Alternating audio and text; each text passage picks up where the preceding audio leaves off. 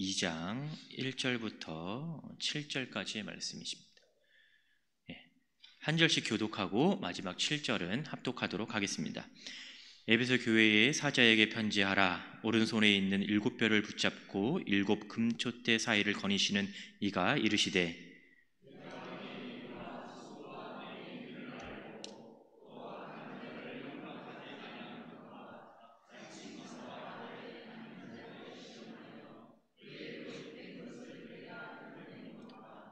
또 내가 참고 내 이름을 위하여 견디고 게으르지 아니한 것을 아노라.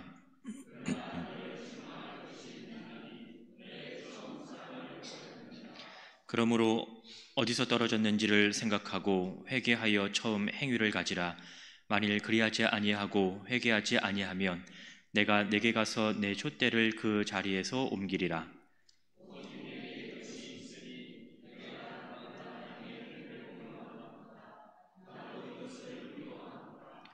귀 있는 자는 성령이 교회들에게 하시는 말씀을 들을지어다. 이기는 그에게는 내가 하나님의 낙원에 있는 생명나무의 열매를 주어 먹게 하리라. 아멘. 예, 우리 좌우에 계신 분들하고 이렇게 인사하도록 하겠습니다. 주의 이름으로 사랑합니다. 예, 다시 한번 하겠습니다. 주의 이름으로 환영합니다.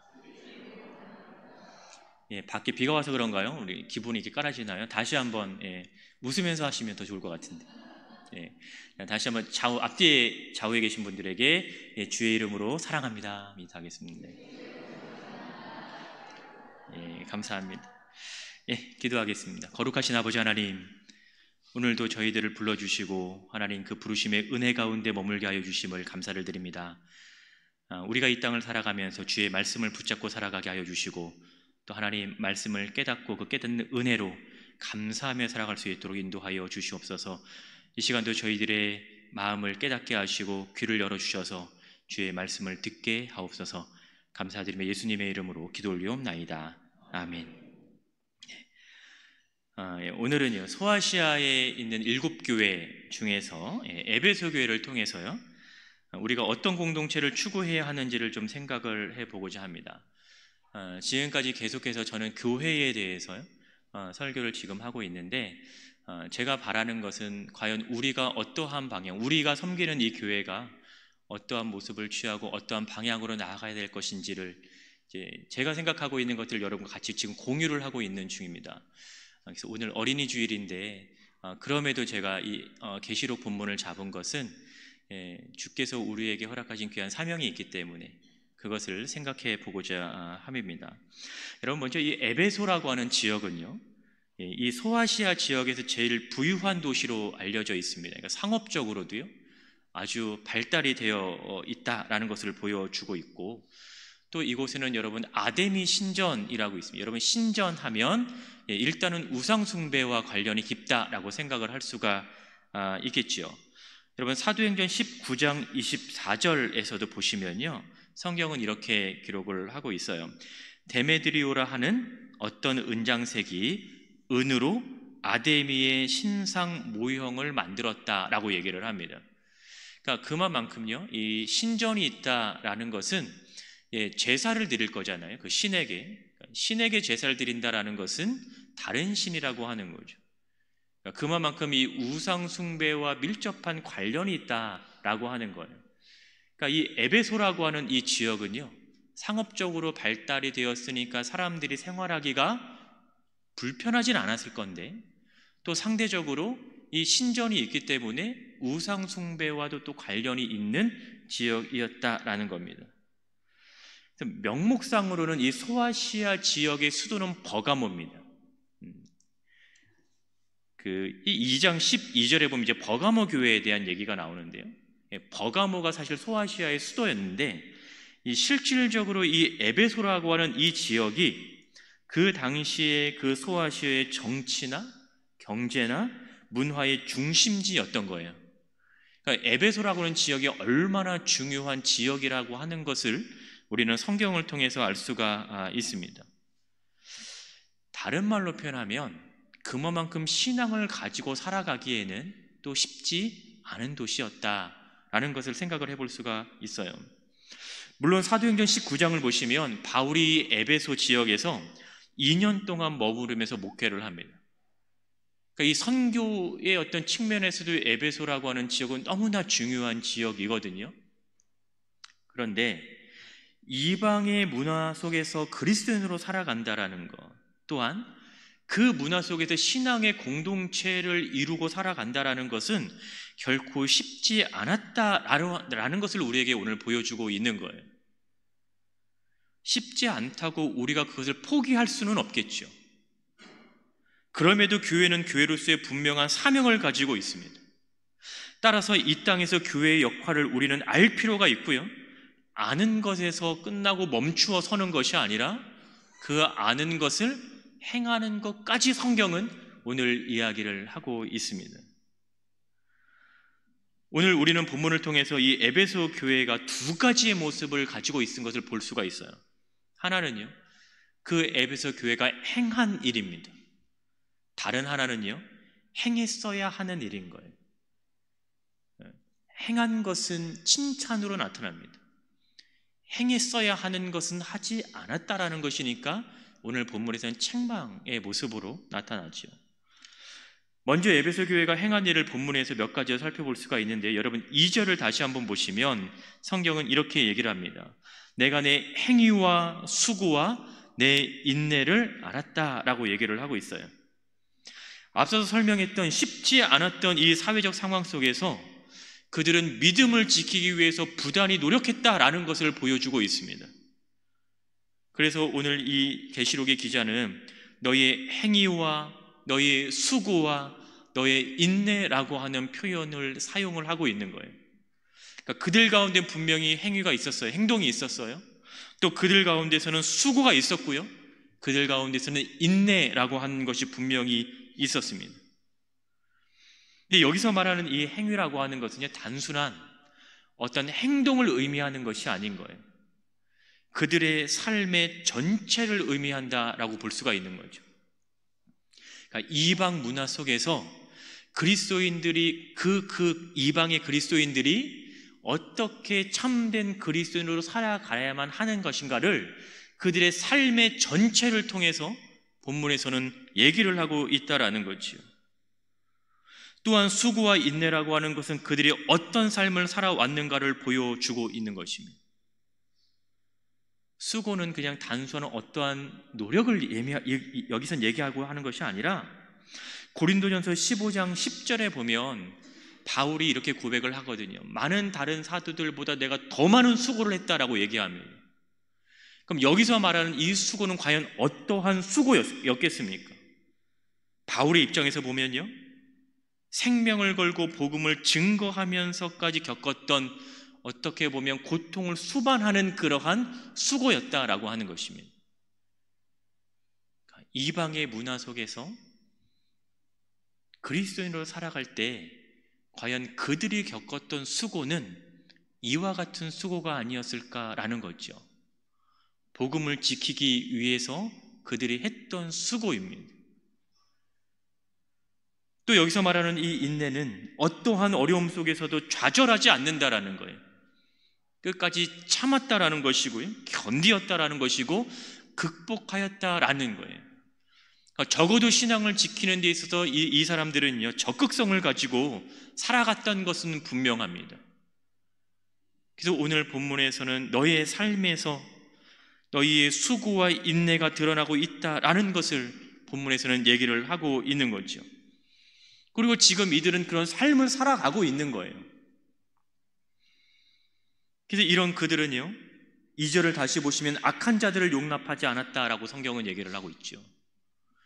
여기서 말하는 이 악한 자들은 그 뒤에 등장하는 자칭 사도라고 하는 사람들과도 연결이 되고요, 또 6절에서 언급되고 있는 이 니골라당과도 함께 연결을 지어서 생각을 해볼 수가 있습니다. 요한계시록의 배경이 1세기인 거잖아요. 그러니까 100년 이내입니다. 그러니까 좀 더 정확히 말하면 1세기 후반의 상황인 거죠. 그런데 1세기 후반에는 어떠한 일이 벌어졌냐면요, 교회와 교회의 질서를 무너뜨리려고 하는 시도들이 많이 있어 왔습니다. 그리고 이미 이 초기의 교회에는요, 많은 이단들이 이미 생겨나기 시작을 했다라는 겁니다. 그러니까 이 이단의 역사는요, 우리 기독교의 역사와 거의 같이 갑니다.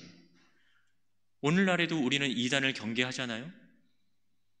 근데 1세기 당시에도 이미 이단들이 생겨나기 시작을 했고, 그들이 교회 안에 들어오기 시작을 하면서 교회의 질서를 무너뜨리기 시작하였다라는 것입니다. 그래서 여기에서도 자칭 사도라고 일컫는 사람들이 생겨나기 시작을 하는 겁니다. 자칭 사도라고 하는 것은 올바르지는 않다라는 거예요. 많이 등장하는 거짓 선생들, 거짓 교사들, 거짓 선지자들, 다 이런 사람들과 연관이 되는 거죠. 여러분, 사도라고 하는 의미는요, 보냄을 받은 사람인 거예요. 보냄을 받았다라는 거예요.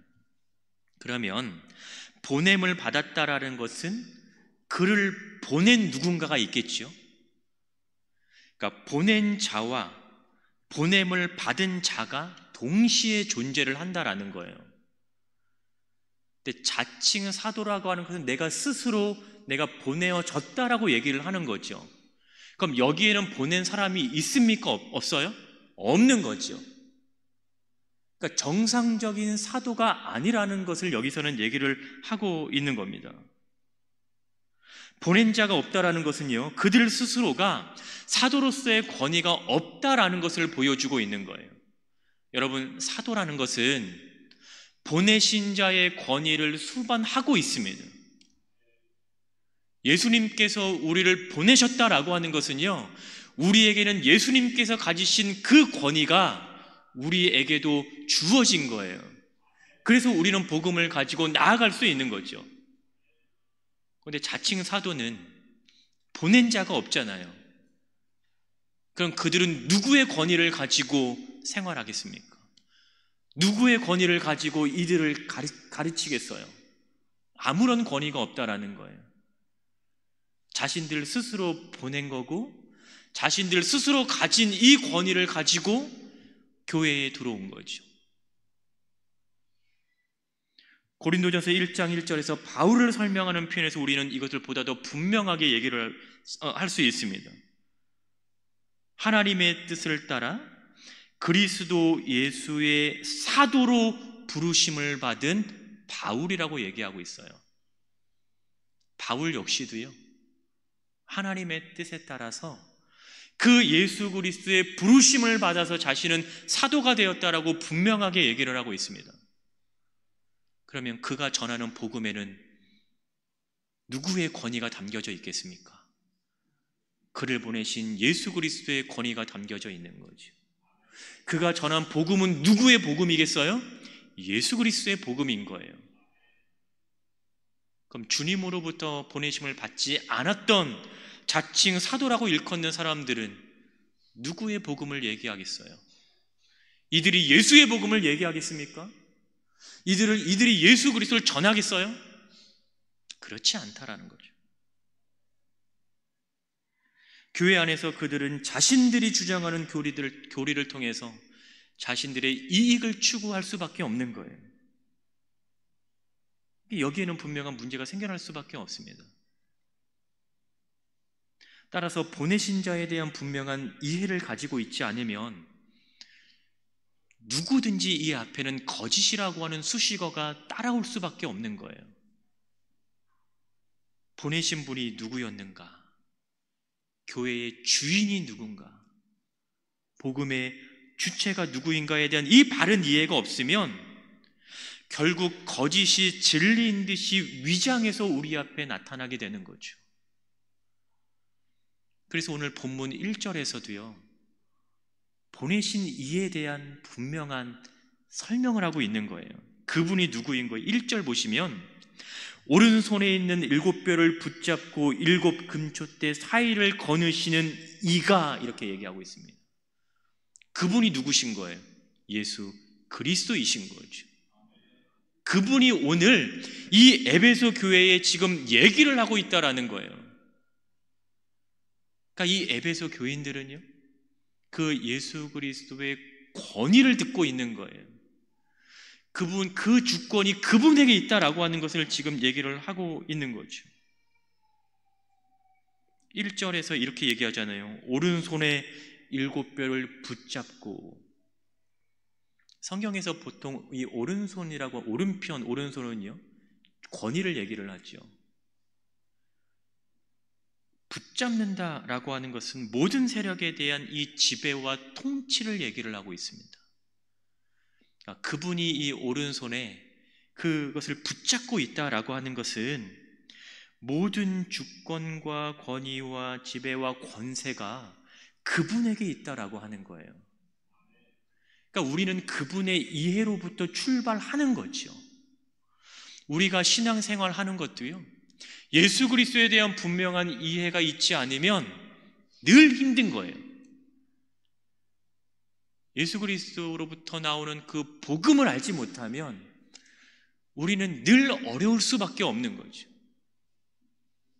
동일한 어려움 속에서도, 동일한 힘겨운 상황 속에서도 예수 그리스도를 아는 자와 그렇지 못한 자는 분명히 생활 속에서, 모습 속에서 차이가 있을 수밖에 없다라는 거죠. 여러분에게도 이 예수 그리스도에 대한 분명한 이해가 있기를 주의 이름으로 축복합니다. 그분만이 가지고 계시니, 예수님께서 교회를 보호하시고 통치하시며 지배하신다고 하는 이 사실, 우리가 이것을 인정할 때 비로소 첫 출발을 할 수가 있는 거예요. 그분은 세우실 수도 있지만 그분은 패하게 하실 수도 있다는 것을 여러분 분명히 기억하셔야 됩니다.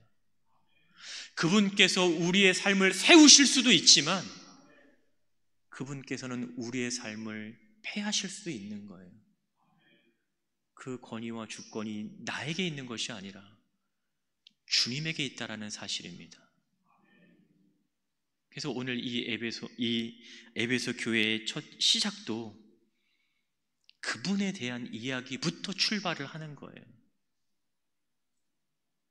그분이 이 7별을 붙잡고 있고 그분이 이 7 큰 촛대 사이를 거닐고 계시다라는 거죠. 교회를 세우실 수도 있는 분도 그분이고 교회를 폐할 수도 있는 분도 그분이라고 하는 거예요. 하지만 폐하지는 않으시겠죠. 그러나 책망은 하실 수는 있을 것 같아요.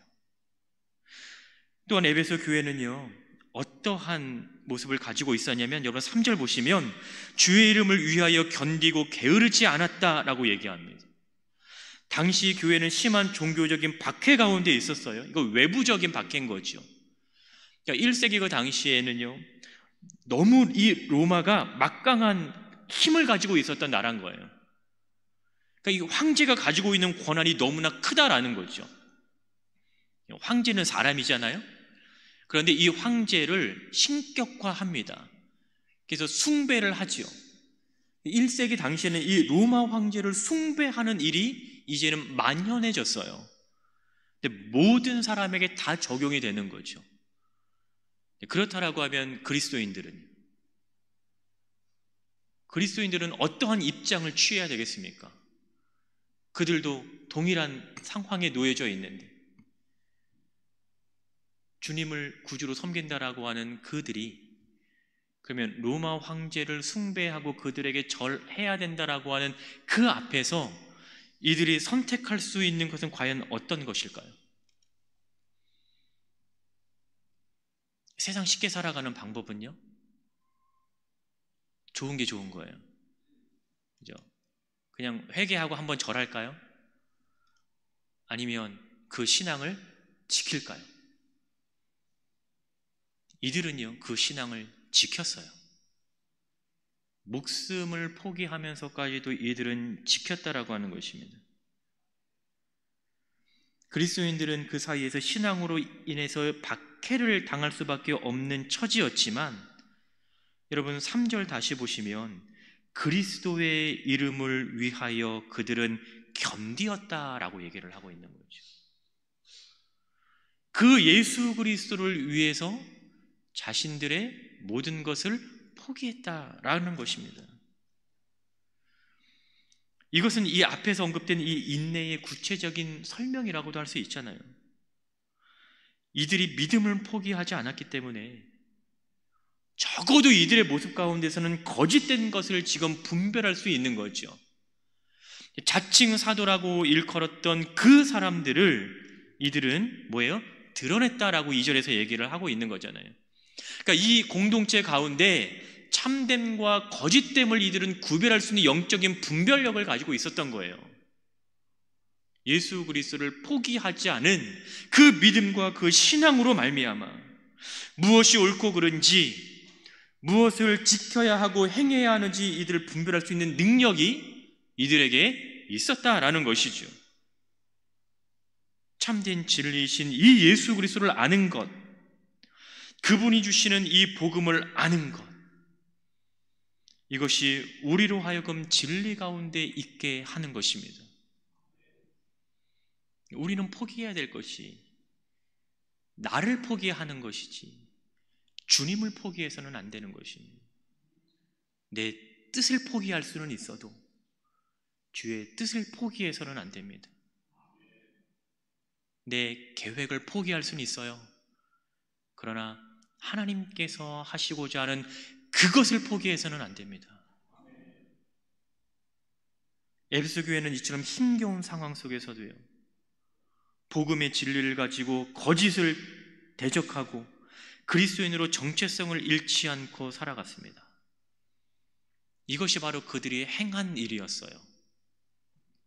하지만 그들에게도요, 행했어야 할 것이 있었지만 그러지 못했습니다.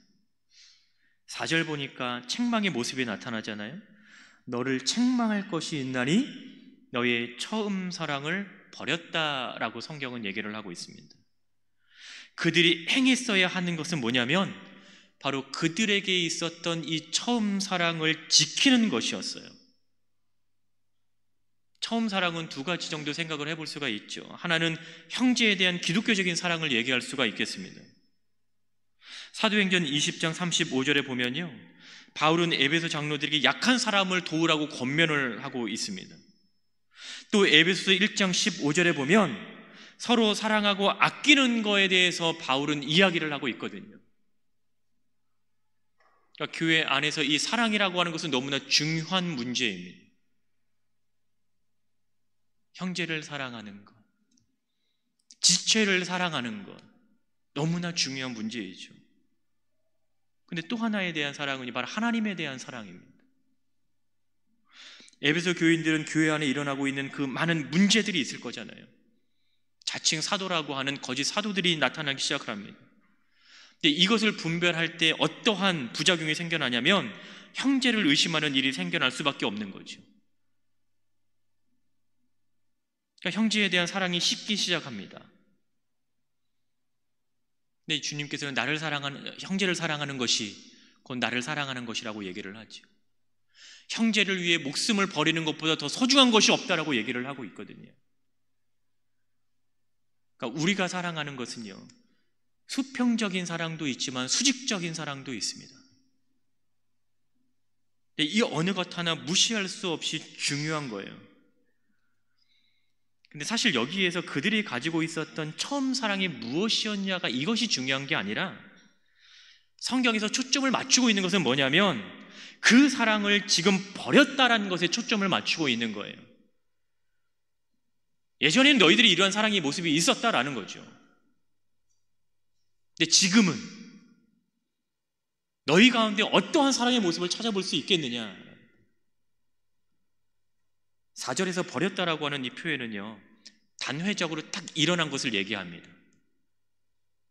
이 말은 어떤 의미냐면 이미 그들이 처음 사랑과는 단절이 되었다는 걸 보여주고 있는 거예요. 그러니까 예전에는 있었어요. 분명하게 예전에는 있었어요. 근데 지금은 없다라는 걸 얘기하는 겁니다.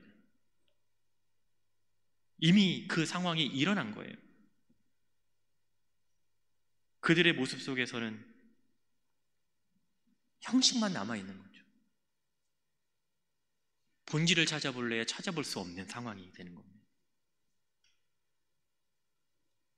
여러분, 이들의 모습을 우리는 눈여겨볼 필요가 있는 거죠. 칭찬을 받은 일이 있었잖아요. 그 모습만을 보면 이들은 신앙을 지키기 위해서 정말 고군분투하고 있는 모습을 볼 수가 있습니다. 신앙을 지키기 위해서 자신의 목숨을 아끼지 아니합니다. 박해 앞에서 자신들의 신앙을 지켜나가고 있어요. 거짓 사도들을 이들은 분별합니다. 어떻게 보면 그들은 신앙을 지키기 위해서 치열한 삶을 살아가고 있는 것은 분명히 맞거든요. 우리 눈에 겉들에 보여지는 그 모습은 맞아요. 근데 그들의 내면은 전혀 다른 모습이라고 하는 거죠. 있어야 할 것을 가지고 있지 않는, 지켜야 할 것을 지키지 못하지만 겉으로는 너무 아름답게 보여지는 이 모습인 거죠. 악한 자들이나 거짓 선지자들은 지속적으로 경계를 하고 있지만 처음 순수했던 그들의 모습을 찾아볼 수가 없습니다. 형식은 있지만 내용을 잃어버린 이 에베소 교회의 모습을 오늘 우리에게는 보여주고 있는 거예요. 여러분, 우리 교회가 지켜야 될 본질은 무엇입니까? 우리 안에 예수 그리스도가 있습니까? 우리 안에 참된 주의 복음이 있어요? 우리 안에 참된 사랑이 있습니까? 우리 안에 참된 성도의 교제가 지금 있습니까? 우리는 이것을 지켜야 하는 거예요. 우리 안에 참된 예수 그리스도가 있어야 되고요. 우리 안에 참된 주의 복음이 있어야 되고, 그 복음을 통해서 우리 안에는 참된 주의 사랑이 있어야 된다는 거예요. 외형적으로 우리가 가꾸는 것보다 내면적으로 우리가 더욱더 치중해야 될 것은 본질을 잃어버리지 않아야 한다는 거죠. 이러한 그들에게 세 개의 명령이 주어지는 거예요. 5절을 보면 생각하라, 그리고 회개하라, 또 하나는 처음 행위를 가지라라고 얘기합니다. 생각하고 회개하고 가지는 것은요, 점진적인 발전이 되는 거죠. 내면으로부터 외부로까지 더욱더 확장되어지는 거예요. 이 세계를 다 성경은 지금 기록하고 있잖아요. 그러니까 생각하라고 끝나는 게 아닌 거죠. 생각하고 난 이후에 한 단계 발전이 있어요. 그 다음에 또 거기서 멈춰지는 것이 아니라 삶의 모습으로까지 나아가고 있는 것입니다. 이 세 개의 명령들은 지금 그들의 모습에서 회복되어야 할 모습이 무엇인지 분명히 보여주고 있는 거예요. 너희들의 겉모습은 너무나 좋다. 누가 봐도 정말 아름다운 모습이다. 하지만 너희들은 생각해야 된다. 너희들은 회개해야 된다. 너희들은 가져야 된다. 무엇을? 잃었던 본질을. 특히 여기서 여러분, 가지라고 한글 성경에서는 번역이 되었거든요. 근데 원래의 의미는요, 행하다라는 말입니다. 그러니까 생각하고 회개하고 너희들은 행해야 되는 거예요. 내면적인 것에서만 생각하고 멈추는 것이 아니라 우리의 삶 속에서 이것이 행함으로 드러나는 거죠. 여러분들은 믿음이 있으세요? 아멘 하셔야 되는데. 여러분들은 믿음이 있으십니까? 그러면 그 믿음이 어떻게 드러나고 있어요? 삶을 통해서 드러나는 거죠. 내가 신앙을 가지고 살아간다는 것을 남이 어떻게 알겠어요? 내가 말을 안 하면. 내가 어떻게 살아가느냐의 문제입니다. 우리가 어떻게 살아가야 되느냐의 문제인 거예요. 그 어려운 것을 우리가 지금 하며 살아가고 있으니까 우리가 얼마나 대단합니까? 그러니까 서로가 우리가 격려하고 위로해 줄 필요가 있는 거예요. 그 어려운 일을 당신께서 하고 계시네요. 이렇게 얘기하는 거죠. 여러분, 그리스도인으로 살아가는 거 정말 쉽지 않잖아요. 쉬운 곳은 제가 딱 찾았어요. 어디서 쉽냐면 우리끼리 살아가면 정말 쉬워요. 믿는 사람들 사이에서 그리스도인으로 살아가는 거 너무나 쉽습니다. 고민하지 않아도 되거든요. 근데 우린 여기서만 살아가는 것이 아니잖아요. 문 열고 밖에 나가는 순간 우리는 소위 말하는 세상이라고 하는 곳을 향해 우리는 나아갑니다.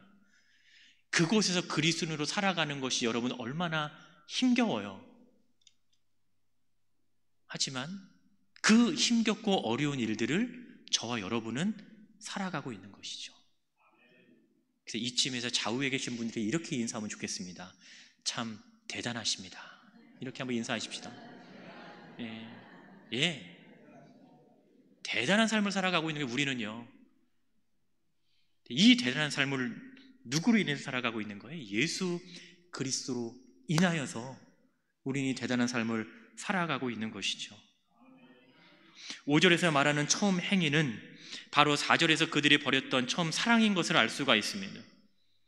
이렇으니까 찾아야 되지 않겠어요? 찾아서 다시 행하는 것, 이것은 떠나서는 안 될 그 자리로 다시 돌아가는 것입니다. 겉으로 아무런 문제가 없어 보이기는 하겠지만 여러분, 본질을 잃어버리면 아무런 의미가 없다라고 하는 거예요. 겉으로 보여지는 것이 마치 전부인 양, 더군다나 사람들은 외면의 모습 때문에 정작 본질을 잃어버린 자신들의 모습은 보지 못하며 살아가고 있는 거죠. 이 즈음에서 내 자신을 돌이켜볼 필요가 있습니다. 나는 지킬 것을 지키고 있는가? 지켜야 하는 것을 지키며 살아가고 있는가? 여러분, 신앙에 있어서 본질이 무엇입니까? 예수 그리스도이시죠. 복음인 거죠. 우리가 나아가야 할 방향은요, 바로 예수 그리스도입니다. 여러분, 에베소 교회 안에 있었던 거짓 교사들, 거짓 사도들, 이들 역시도 교회 안에서는 그리스도인의 모습이었을 거예요. 마치 그리스도인처럼 위장하고 살아가는 거겠죠. 그러나 그들 가운데는요, 예수 그리스도가 없었습니다. 6절에 등장하는 여러분, 이 니골라당이라고 얘기하는 이 니골라당은 초기의 기독교 역사가들이요, 이단으로 규정을 하고 있습니다.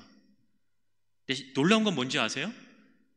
사도행전 6장 5절에 보니까 초대 교회의 7 집사를 세우는 장면에서 이 7 집사 가운데 한 명이 바로 니골라였던 거예요. 그런데 초대 교부들은요, 바로 이 사람이 세운 당을 이단을 규정하고 있다는 거죠.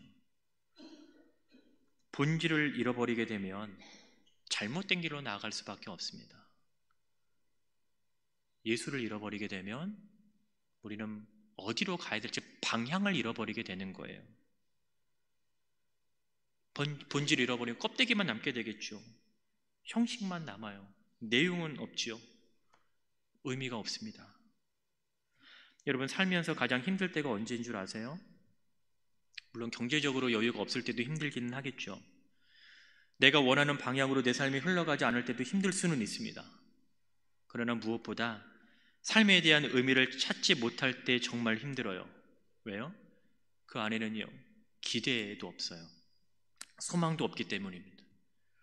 신앙생활도 동일하죠. 신앙생활하면서 본질을 찾지 못하면 여러분, 기대가 없죠. 소망도 없습니다. 예수 그리스도라고 하는 이 본질, 이 예수님이라고 하는 이 소망과 기대가 바로 우리 가운데 있어야 될 줄 알아요. 여러분, 이 신앙의 본질을 잃어버린 삶의 결과는 결국 심판입니다. 본문 5절에서도요, 회개하지 않으면 주님께서 너의 촛대를 옮길 거라고 얘기하잖아요. 촛대가 옮겨진다라는 것은 결국 심판입니다. 교회가 교회답지 못할 때, 그리스도인이 그리스도인답지 못할 때 하나님의 심판에서 결코 자유로울 수 없다라는 것을 우리는 기억해야 합니다. 하지만 성경은 또 심판만을 이야기하지 않지요. 본문 7절 보시면요, 이기는 자가 받게 되는 복이 어떤 복입니까? 하나님의 낙원에 있는 생명나무의 열매를 얻게 된다라고 얘기합니다. 여기서 이 이기는 것은 일회적인 상황이 아닌 거예요. 지속적인 이김을 성경 본문에서는 얘기하고 있습니다. 계속적으로 이기는 사람이라는 거죠. 여기서는 죄에 대한 승리를 얘기합니다. 악에 대한 승리를 얘기합니다. 바로 그 승리가 예수님께서 마귀의 권세를 이기셨던 그 승리인 거예요. 최종적 승리. 우리 인생의 결과는 이미 결정이 되어 있어요. 이긴다라는 거예요. 과정에서 잠깐 엎어질 수는 있어요. 주저앉을 수는 있어요. 그러나 우리 인생의 결말은요, 승리입니다. 예수 그리스도로 말미암아 그분과 함께하는 최종적 승리가 우리에게 이미 놓여져 있는 거예요. 요한계시록에서도 생명의 면류관이라는 표현 쓰잖아요. 면류관을 패자한테 주지는 않죠. 승자한테 줍니다. 근데 그 생명의 면류관이 누구에게 있답니까? 우리에게 있다라고 얘기합니다. 결말을 알면 되게 좋잖아요. 편하잖아요. 영화 보실 때도 여러분 이렇게 누가 결말 얘기하는 거 싫어하시는 분들도 있는데 두 번째 내가 볼 때 결말을 알고 보면 마음이 졸여요, 안 졸여요? 좀 편안하거든요. 왜요? 요때 누군가는 한 대 얻어 마실 거 알고 요쯤 돼서 누가 한 명이 질 거 알지만 주인공은 끝까지 살아남는 걸 이미 우리는 알고 있습니다. 우리는 결말을 이미 알고 신앙생활을 하고 있는 거예요. 그래서 기대가 있지 않습니까? 그래서 소망이 있는 거 아니겠어요? 힘들 수는 있어요. 힘든 거 없다고 제가 얘기 안 했어요. 나중에 또 이렇게 잘못 얘기하시면 안 됩니다. 힘든 거 있을 수는 있어요.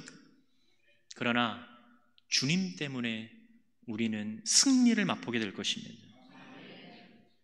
하나님 나라에서 구원받은 백성으로 영원히 살아가게 되는 이 복이 바로 저와 여러분들이 지금 누리고 있고 앞으로도 누릴 복이라고 하는 것입니다. 성경은 아는 것만 이야기하지 않아요. 너희가 뭐가 잘못됐는지 생각해라. 여기서 멈추지 않았다라고 말씀을 드렸습니다. 회개하고 행하는 것까지 말씀을 드렸습니다. 무엇을 알아야 하는 것이 너무나 중요하죠. 그것이 바로 본질인 겁니다. 사실 아는 것도 쉽지 않은데 행하라고 하니까 사실 더 부담이 되잖아요. 여러분, 그리스도인으로 살아가는 것이 결코 쉽지 않다라는 것은 이미 말씀을 드렸습니다. 수고해야 할 일도 많고요, 인내해야 할 일도 많고, 참고 견뎌야 할 일도 많이 있습니다. 그렇지만 우리는 그리스도인으로 살아가는 것이 맞습니다. 때로는 왜 포기하고 싶지 않겠어요? 포기하면 좀 더 쉬울 것 같잖아요. 그렇지만 우리는 포기하지 않잖아요. 그런 우리에게 주님께서 이 한마디로 위로하실 것 같습니다. 본문 2절과 3절에서 반복적으로 나타나는 하나의 표현이 있는데 바로 내가 안다라는 말인 거예요. 그들의 행위와 수고와 인내를 아신다고 말씀하신 주님, 자신의 이름을 위하여 견디고 게으르지 아니한 것을 안다라고 말씀하시는 그 주님께서 오늘 우리에게도 동일하게 내가 너의 애씀을 알고 있다, 내가 너의 수고를 알고 있고 너가 게으르지 아니한다라는 것을 알고 있다, 이 한마디를 하실 것 같습니다. 우리가 살아가면서 이 말씀 한마디면 충분하지 않겠습니까? 모든 위로가 다 되지 않겠어요? 마치 아들을 잃고 절망 가운데 걸어오던 그 여인에게 말씀하셨던 울지 말라라고 했던 그 예수님의 한마디가 그 여인의 삶을 위로하고 회복시켰던 것처럼 오늘 내가 너의 수고와 나의 영광을 위해 살아가는 것을 내가 다 안다라고 하는 이 말 한마디가 우리의 모든 어려움과 근심과 걱정을 덮으시지 아니하겠습니까? 이 한마디가 있기에 우리는 오늘도 주를 위해 살 수 있고, 오늘도 복음을 위하여 살아갈 수 있고, 오늘도 우리가 그리스도인으로 살아갈 수 있는 것입니다. 이러한 주님의 위로를 통해서 우리 역시 해야 할 것을 알고 또 행하는 믿음의 공동체를 세우는 우리 사랑하는 성도 여러분 되시기를 주의 이름으로 축원합니다. 이 시간